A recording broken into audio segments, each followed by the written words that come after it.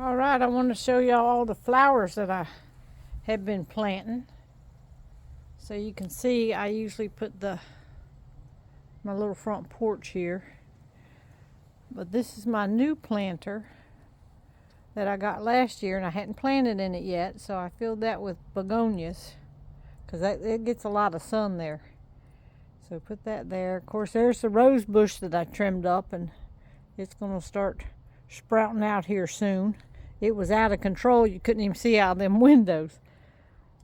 So there's that, and I'll just walk down through here. First I'll scan and show you the thing, and then over there is where my bird feeders and all are. So I'll go down through here and show you what I put. I just put a bunch of begonias in these 4 pots out here. Miss Kitty just ran off. She was sleeping up there in her bed. And up here I put, since this is shady up on the porch, I put these little impatiens up there. So we'll see how they do up there. Then over here I got a couple hanging plants.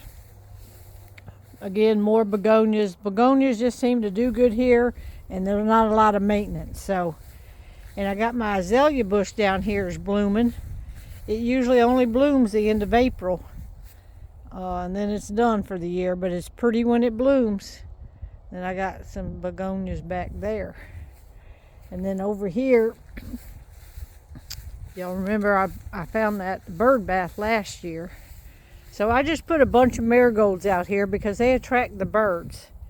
So the birds come to these feeders. So I had so many marigolds, I just kept putting pots out here, y'all. And then my hanging basket here is begonias again.